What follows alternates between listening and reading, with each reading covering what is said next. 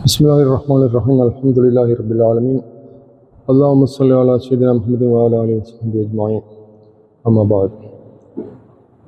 ஹிஜ்ரி 1446 வருடத்துக்குரிய எங்களுடைய ஆஷூரா மௌலிதுகளில் இன்று 8வது நாள் நாம் இப்பொழுது ஓதினோம். இதில் 5வது நாள் நாம் ஆதம் அலைஹிஸ்ஸலாம் அவர்களுடைய மௌலிதும் ஷேக் தாவூத் ரஹ்மத்துல்லாஹி அலைஹி அவர்களுடைய மௌலிதும் ஓதினோம். அதாவது ஒவ்வொரு நாளும் 2 மௌலிதுகள் நாங்கள் இங்கே ஓதுகிறோம். இதில் ஆதம் அலைஹிஸ்ஸலாம் அவர்களுடைய மௌலிது நீங்கள் பெரும்பாலும் எங்கும் பார்த்திருக்க மாட்டீர்கள், கேட்டிருக்க மாட்டீர்கள். நாங்கள் அந்த காலத்திலிருந்து ஓதுகிறோம், எங்களுடைய வாப்பாவுடைய காலத்திலிருந்து. இதில் ஒரு சில விஷயங்களை மட்டும் நான் சொல்லிவிட்டு அகீதா சம்பந்தப்பட்ட இன்னொரு விஷயத்தையும் சொல்கிறேன். இது ஸுஹ்ருல் ஆலம் ஃபி ஃபஹ்ரில் ஆதம், அதாவது ஆதம் அலைஹிஸ்ஸலாம் அவர்களுடைய மகத்துவங்கள், புகழ், பெருமைகள் அதில் நின்றும் உலகத்தில் இருக்கக்கூடிய இமாம்கள் பெரும்பான்மையானவர்கள் சேகரித்தவை தான் இந்த கிதாபில் சொல்லப்படுகின்றது. சரி, இதில் மிகச்சிறிய ஒரு பகுதியை மட்டும் நான் இங்கே குறிப்பிடுகிறேன்.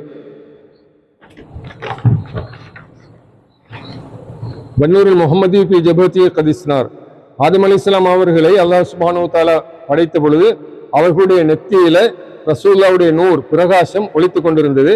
சும்மலம்மா உஹ்ரிஜ மினல் ஜன்னத்தி இப்லீஸை அல்லாஹ் சுப்ஹானஹு வ தஆலா அப்பொழுது சுவர்க்கத்திலிருந்து வெளியேற்றி விட்டு வாஸ்கன ஆதம பக்ய வலைசலஹு அனீஸ், ஆதம் அலைஹிஸ்ஸலாம் அவர்களை அந்த சுவர்க்கத்தை அல்லாஹ் சுப்ஹானஹு வ தஆலா வாழ வைத்தான். ஆனால் அவர்களுக்கு துணையாக யாருமே இல்லை, அதனால அவர்கள் மட்டும் இருந்தார்கள்.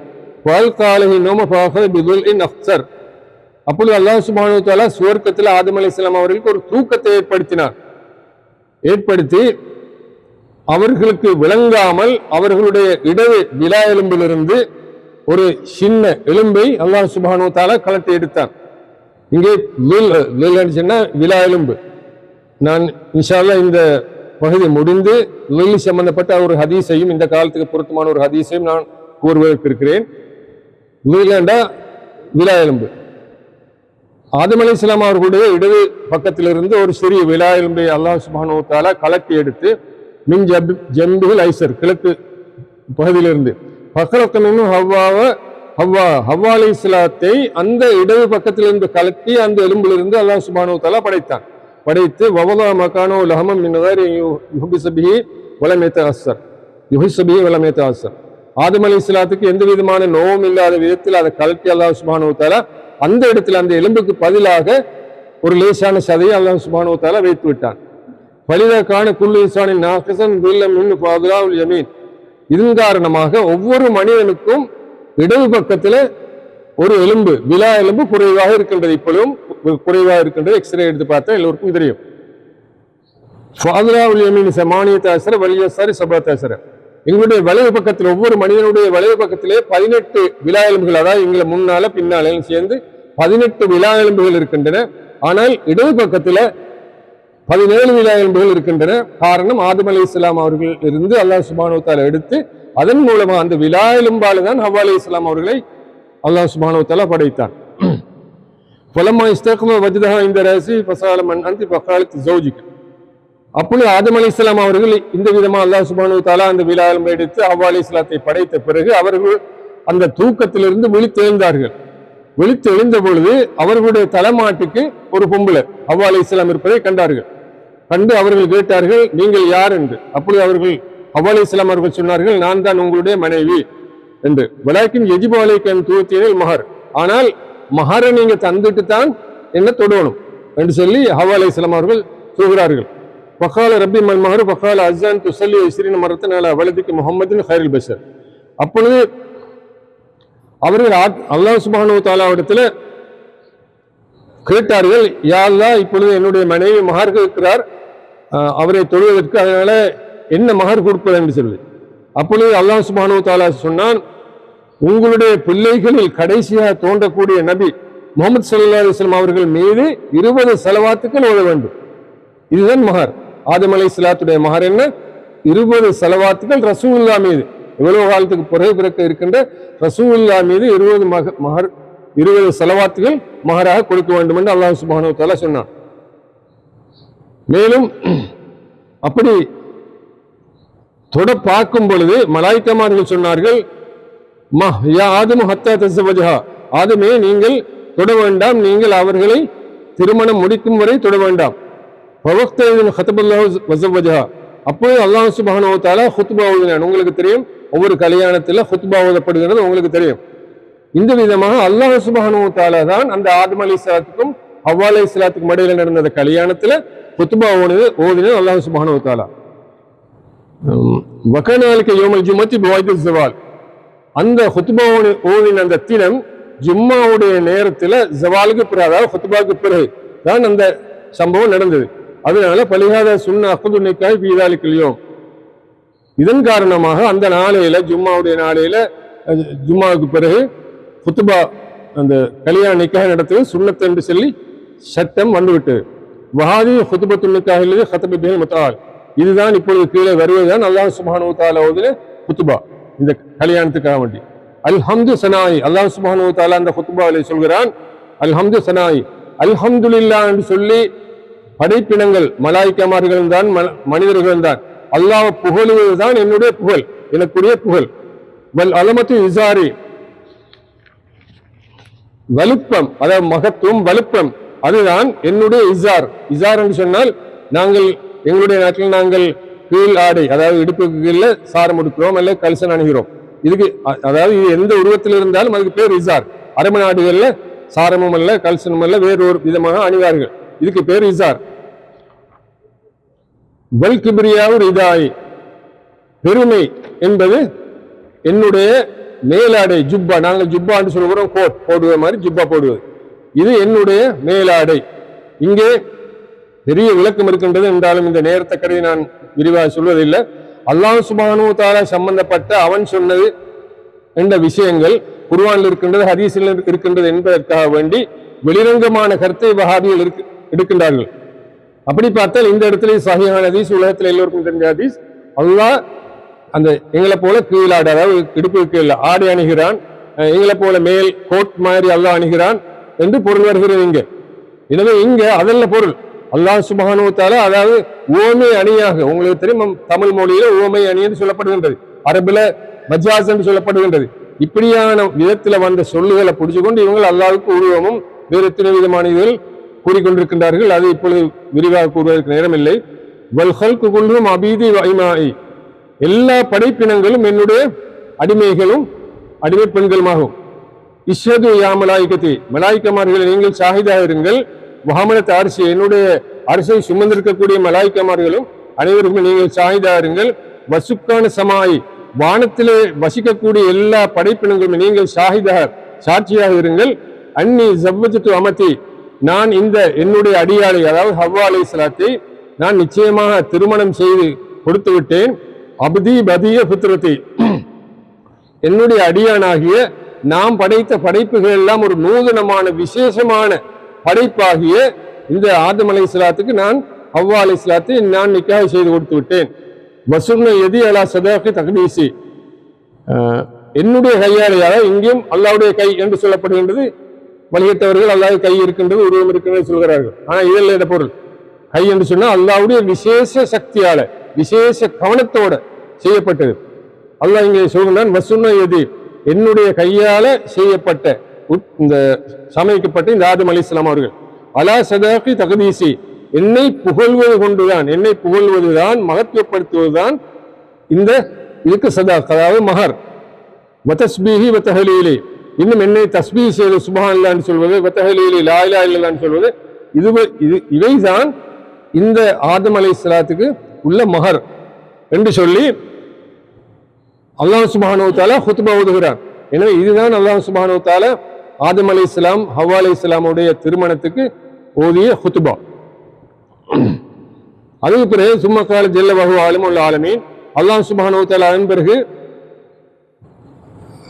அவர்கள் இருவருக்கும் சொன்னார்கள், யா ஆதம் உஸ்குன் அன்த வஸௌஜுகல் ஜன்னத வகுலா மின்ஹுமா ரகதன் ஹைஸு ஷி'துமா, ஆதம் அலைஹிஸ்ஸலாமே ஹவ்வா அலைஹிஸ்ஸலாமே நீங்கள் இரண்டு பேர்களும் இந்த சுவர்க்கத்தில் நினைத்த இடங்களுக்கெல்லாம் போய் தாராளமாக உங்களுக்கு தேவையானதெல்லாம் சாப்பிடுங்கள். நீங்க எதை விரும்புகிறீர்களோ அத்தனையும் சாப்பிடுங்கள். எந்த இடத்துக்கு போக விரும்புகிறீர்களோ அந்த இடத்துக்கு சொர்க்கத்தில் நீங்கள் போய் சாப்பிடுங்கள். ஆனால் வலா தக்கர்பாதி சிதறத்தை 10 குணாமின். நீங்கள் இந்த மரத்தை மட்டும் நெருங்க வேண்டாம், அதிலிருந்து எதுவும் சாப்பிட வேண்டாம். அப்படி நீங்கள் சாப்பிட்டால் நீங்கள் அநியாயக்காரர்களாக ஆகுவீர்கள் என்று அல்லாஹ் சுப்ஹானஹு வ தஆலா சொன்னான். வாலமன் ஹவா ஹலகல்லாஹு அலா ஹய்யத்தி ஆதம் ஃபி தூலி வல் அர்லி வல் பஹா. அல்லாஹ் சுப்ஹானஹு வ தஆலா ஹவ்வா அலைஹிஸ்ஸலாத்தையும் ஆதம் அலைஹிஸ்ஸலாத்துடைய அளவுக்கே தான் படைத்தான். அதாவது 70 முழம் உயரம். ஆதம் அலைஹிஸ்ஸலாத்துடைய உயரம் 70 முழம், அகலம் 7 முழம். இப்ப நாங்க கிட்டத்தட்ட ஒரு அடி 1 முழம் தான் எங்களுடைய அகலம்.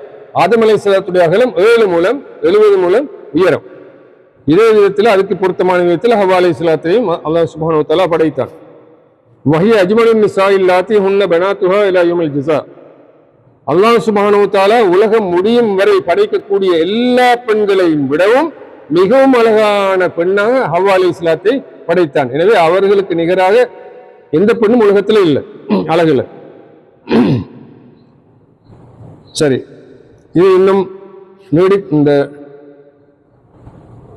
மீண்டும் செல்கின்றது அவர்களுடைய அந்த ஹவ்வா அலைஹிஸ்ஸலாம் ஆதம் அலைஹிஸ்ஸலாம் அவர்களுடைய அந்த வரலாறுகள், அவருடைய பண்புகள் எல்லாம். இப்பொழுது நான் ஏற்கனவே சொன்ன மாதிரி விலா என்ற சொல், அதிலிருந்து இந்த இடத்துக்கு ஒரு 5-10 நிமிஷத்துக்கு மட்டும்தான் பேச முடியும். அதனால இந்த இடத்துக்கு பொருத்தமான விதத்தில் ஒரு ஹதீஸை தெரிவு செஞ்சிருக்கிறேன். விலா என்று சொன்னால்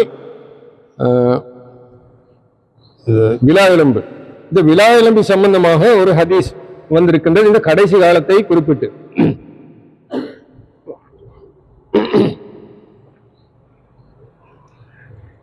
அல்லாஹ் சுப்ஹானஹு வ தஆலா ரசூலுல்லாஹி ஸல்லல்லாஹு அலைஹி வஸல்லம் அவர்களுக்கு அறிவித்து அவர்கள் சொல்கின்றார்கள். அபுதாபிதிலே பதிவாயிருக்கக்கூடிய இந்த ஹதீஸ் இப்னு உமர் ரலியல்லாஹு தஆலா அவர்கள் அறிவிக்கின்றார்கள். குன்னா ஹூதன் இந்த ரசூலுல்லாஹி ஸல்லல்லாஹு அலைஹி வஸல்லம், நாங்கள் ரசூலுல்லாஹ்வுடைய மத்தியில நாங்கள் சஹாபாக்கள் எல்லோரும் அமர்ந்திருந்தோம். ஃபதக்கரல் ஃபித்னா ஃபஅக்ஸர ஃபீ திக்ரிஹா. அப்பொழுது ரசூலுல்லாஹி ஸல்லல்லாஹு அலைஹி வஸல்லம் அவர்கள் எதிர்காலத்திலே உலகம் முடியும் வரை நடக்கக்கூடிய ஃபித்னாக்கள், விதத்துகள், வழிகேடுகளை பற்றி சொல்லிக்கொண்டே இருந்தார்கள். அதிகமாக, வழக்கத்துக்கு மாத்திரமா அதிகமாக சொல்லிக்கொண்டே இருந்தார்கள். ஹத்தா வெக்கர ஃபித்னத்துல் அஹ்லாசி, அஹ்லாஸ் என்ற ஃபித்னாவை அவர்கள் குறிப்பிட்டார்கள். அப்பொழுது இங்கே 4 விதமான ஃபித்னாக்களை ரசூலுல்லாஹி ஸல்லல்லாஹு அலைஹி வஸல்லம் அவர்கள் சொல்கின்றார்கள். ஃபகால காயிலுன், அப்பொழுது ஒரு சஹாபி ரசூலுல்லாஹ்விடம் கேட்டார்கள், யா ரசூலுல்லாஹ் வமா ஃபித்னத்துல் அஹ்லாஸ், ஃபித்னத்துல் அஹ்லாஸ் என்று சொன்னால் என்ன என்று சஹாபாக்கள் கேட்டார்கள். அப்பொழுது கால ஹிய ஹரபுன் வ ஹரபுன், அதுதான் முஸ்லிம்கள் அநியாயத்துக்கு பயந்து, கொலை செய்யப்படுவதற்கு பயந்து தங்களுடைய வீடு வாசல்களையும் பணங்கள் அத்தனையும் விட்டு தங்களுடைய நாட்டை விட்டு வெளியேறி ஓடுவார்கள். வேறு வேறு இடங்களுக்கு தப்பி எந்தெந்த நாட்டுக்கு சென்றால் பாதுகாப்பாக வாழலாம் என்று அவர்கள் வேறு நாடுகளுக்கு ஓடிவிடுவார்கள் என்று ரசூலுல்லாஹி ஸல்லல்லாஹு அலைஹி வஸல்லம் அவர்கள் சொன்னார்கள். இது இந்த ஃபித்னாவில், இந்த 4 ஃபித்னாவில் முதலாவது ஃபித்னா இது நடந்து விட்டது. எப்படி? உலக வரலாறு, ஐரோப்பிய வரலாறுகள் படித்தவங்களுக்கு தெரியும். பிரிட்டிஷ் இந்த ஏகாதிபத்தியம், பிரான்ஸ் ஏகாதிபத்தியம், அந்த காலத்தில் அமெரிக்க பெரிய ஏகாதிபத்தியமா இல்லை. அவங்களெல்லாம் அரபு நாடுலாம் பிடிச்சி, பெரும்பாலும் எல்லா அரபு நாட்டையும் பிடிச்சி, மிஸ்ரு, ஷாம், இந்த சிரியா, யமன், இப்படியான இருக்கக்கூடிய எல்லா ஆப்பிரிக்க நாடுகள், எல்லா அரபு நாடுகளையும் அந்த காலத்தில், லிபியா, அரபு நாடுகள் எல்லாத்தையும் அந்த பிரிட்டனும் பிரான்சும் கைப்பற்றி ஆக்கிரமித்து கொலை செய்யும் மக்களை, லட்சக்கணக்கான கொலை, சாதாரணமான கொலை அல்ல, பல ஏராளமான லட்சக்கணக்கான கொலை ஒவ்வொரு நாடுகளிலும் செய்து தான் அந்த நாடுகளை பிடித்தார்கள். அப்பொழுது மக்கள், முஸ்லிம்கள் இதிலிருந்து தப்புவதற்காக வேண்டி இந்த நாட்டில் இருந்தால் இஸ்லாத்தை விட்டுவிட்டு இந்த காபிர்கள், அதாவது இந்த கிறிஸ்தவர்கள், இந்த பிரிட்டிஷ், பிரான்ஸ் இவங்களுக்கு அடிமையாகி அவர்கள் சொல்லக்கூடிய விதத்தில் கிறிஸ்தவ மதத்துக்கு போக வேண்டும், அல்லது இந்த நாட்டில் இருந்தால் மரணிக்க வேண்டும். எனவே அவர்கள் எல்லாவற்றையும் விட்டுவிட்டு வேறு நாடுகளுக்கு ஓடி சென்றார்கள். எனவே இதைத்தான் ரசூலுல்லாஹி ஸல்லல்லாஹு அலைஹி வஸல்லம் அவர்கள் சொன்னார்கள், அஹ்லாஸ் என்ற ஃபித்னா. சரி, அது எப்போதும் நடந்து விட்டது, உங்களுக்கு வரலாற்றில் பார்த்துக்கொள்ள முடியும். அடுத்தது சும்ம ஃபித்னத்து சர்ராய். அடுத்து ரசூலுல்லாஹி ஸல்லல்லாஹு அலைஹி வஸல்லம் அவர்கள் குறிப்பிட்டார்கள் சர்ரா என்று சொல்லக்கூடிய ஃபித்னா. தஹனுஹா மின் தஹதி கதமி ரஜுலின் மின் அஹ்லி பைத்தி. இந்த ஃபித்னா யாரிலிருந்து வருகிறது? இதுதான் புயனம்.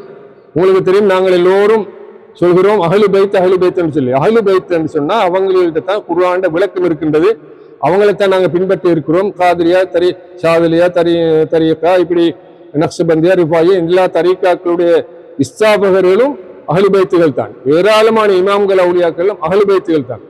இப்படி அஹ்லு பைத்துகள் இருந்துதான் நாங்கள் இஸ்லாத்தை எடுக்கிறோம். ரசூலுல்லாஹி ஸல்லல்லாஹு அலைஹி வஸல்லம் அவர்கள் எங்களுக்கு ஏவி இருக்கிறதுனால. அதே நேரத்தில் அஹ்லு பைத்துகள்ல இஸ்லாத்துக்கு விரோதமான ஒரு ஆளும் இருக்கிறார். ஏத்த ரசூலுல்லாஹி ஸல்லல்லாஹு அலைஹி வஸல்லம் இங்கே சொல்கிறார்கள், என்னுடைய அஹ்லு பைத்தில் இருந்தும் ஒருவர் இந்த இஸ்லாத்துக்கு எதிராக வருவார். யஸுமு அன்னஹு மின்னி, அவர் சொல்வார் நான் ரசூலுல்லாஹிலிருந்தும் உள்ளவர், அதாவது அந்த அவங்களோட குடும்பத்தை சேர்ந்தவர் என்று சொல்வார். வலைஸ மின்னி, ஆனால் அவர் என்னை சேர்ந்தவர் அல்ல.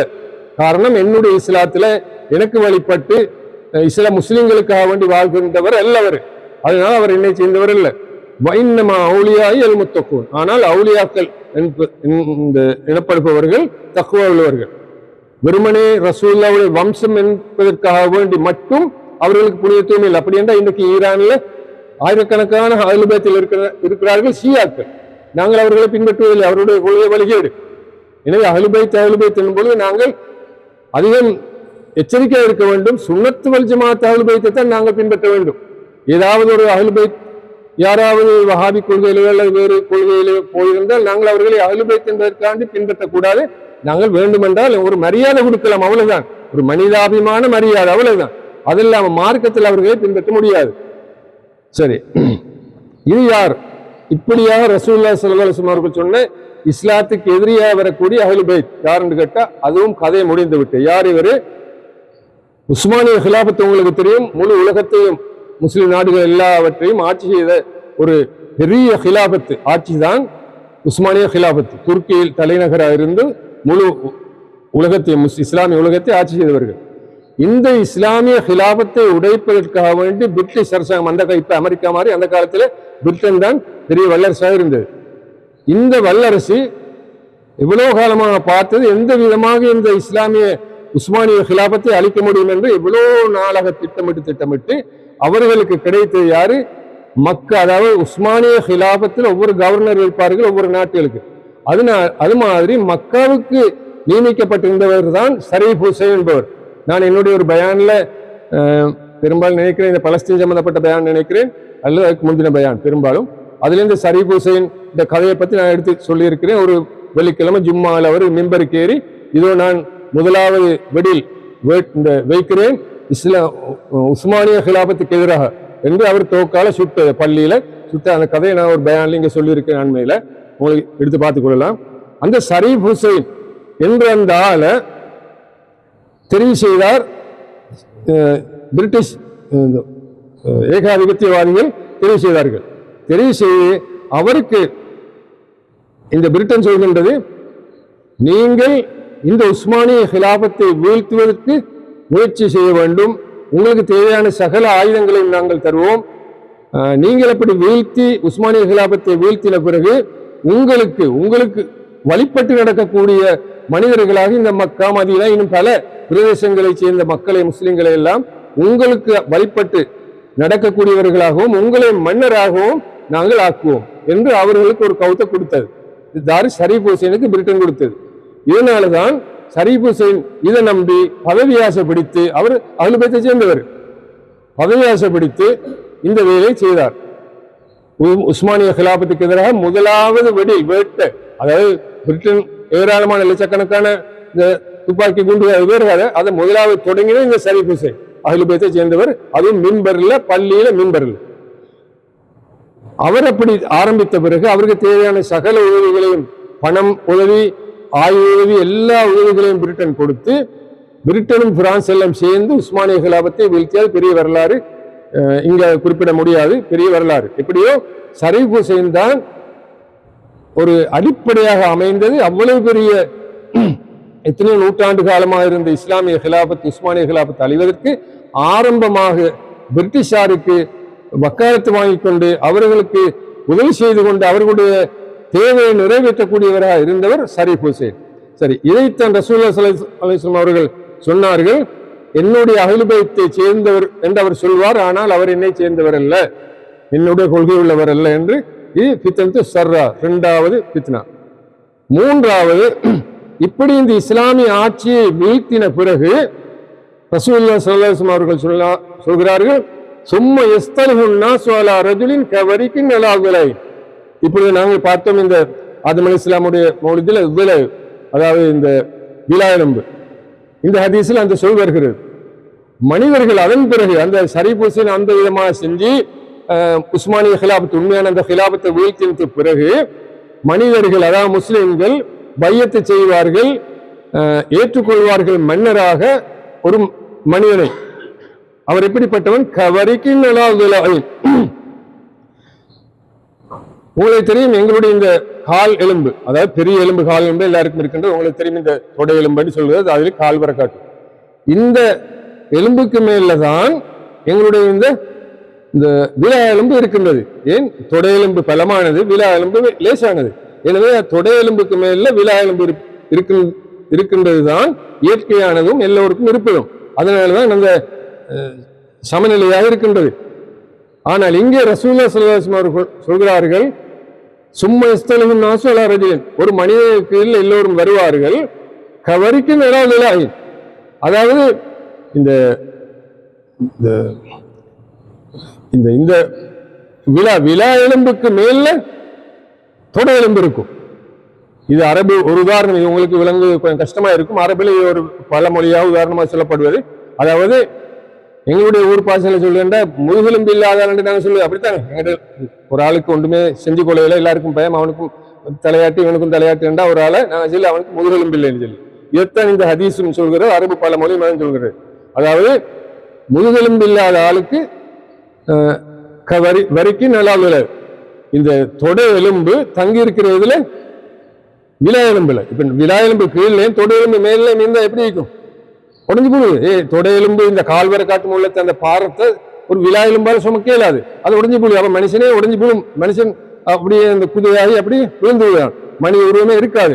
எனவே அதைத்தான் ரசூலுல்லாஹி ஸல்லல்லாஹு அலைஹி வஸல்லம் அவர்கள் இந்த ஹதீஸிலே சொல்கிறார்கள், முதுகெலும்பு இல்லாத, எங்களுடைய ஊர் பாசையில சொல்லுவாங்க, எதிரிகளை காபிர்களை தாக்கக்கூடிய, காபிர்களை மோதி அவர்களை அழிக்கக்கூடிய, காபிர்களுடைய தந்திரங்களை முறியடிக்கக்கூடிய சக்தி இல்லாத, முதுகெலும்பு இல்லாத ஒரு மனுஷன் தலைவருக்கு இல்லை முஸ்லிம் உம்மத்து வந்துவிடும். அதுதான் சவுதி அரசாங்கம். இஸ்லாமிய ஹிலாபத்து, உஸ்மானிய ஹிலாபத்தை வீழ்த்தி விட்டுட்டு சவுதி அரசாங்கம் வந்தது. அது வந்த காலத்திலிருந்து இந்த வரை காட்டும் இன்றும் பிரிட்டனுக்கும் அமெரிக்கா பிரான்ஸுக்கு அடிமை. அந்த காலத்துல பிரிட்டனுக்கு மட்டும் அடிமை, அதுக்கால இப்ப அமெரிக்காவுக்கும் பிரிட்டனுக்கும் சேர்ந்து அடிமை. உங்களுக்கு எல்லாருக்கும் தெரியும், இப்பொழுது பலஸ்தீனில் நடக்கிற விஷயம், கொலைகள் 40-50,000 கொலை, அது இதெல்லாம் நடக்கிற. ஆனா சவுதிதாருக்கு இல்லை, அமெரிக்கா சொல்ற மாதிரி சவுதி எல்லாம் இங்களை எமனாலிக்க பார்க்கிறது, அங்கே இந்த பலஸ்தீனுக்கு எந்த விதமான உதவியும் இல்லை. அமெரிக்கா என்னென்ன திட்டத்தை போடும் அது எல்லாத்துக்கும் இது சப்போர்ட் சவுதி மன்னர்கள். இதைத்தான் ரசூலுல்லாஹி ஸல்லல்லாஹு அலைஹி வஸல்லம் அவர்கள் சொன்னார்கள், முதுகெலும்பு இல்லாத ஆட்கள் தலைவராக வருவார்கள், மக்கள் அவர்களை தலைவராக ஏற்றுக்கொள்வார்கள். ரைட். அடுத்தது 4வது ஃபித்னாவா ரசூலுல்லாஹி ஸல்லல்லாஹு அலைஹி வஸல்லம் அவர்கள் சொல்கிறார்கள், சும்ம ஃபித்னத்து துஹைமா, அதுக்கு பிறகு துஹைமா என்ற ஃபித்னா வரும். லா தது அஹதன் மின் ஹாதிஹில் உம்மத்தி இல்லா லத்மத்துஹு லத்மத்தன். இது பயங்கரமான ஒரு கட்டம். இது ரசூலுல்லாஹி ஸல்லல்லாஹு அலைஹி வஸல்லம் சொல்கின்றார்கள், இந்த 4வது துஹைமா என்று சொல்லக்கூடிய ஃபித்னா எந்த ஒரு முஸ்லிமையும் விட்டு வைக்காது, அவரை ஒரு அடி அடித்து, லத்மான்னு சொன்னா கன்னத்துக்கு அடிக்கிறது, அது அந்த கன்னத்துக்கு அடிக்கிற மாதிரி சகல முஸ்லிம்களுக்கும் ஒரு அடி விழும். அதாவது இந்த ஃபித்னா எந்த வழியிலையோ, இப்ப உங்களுக்கு தெரியும், எங்க ஊர்ல இல்லாத இருக்காத வஹாபியத் இந்த வந்து இருக்குது. பெரும்பாலும் அதிகமான ஊர்கள்ல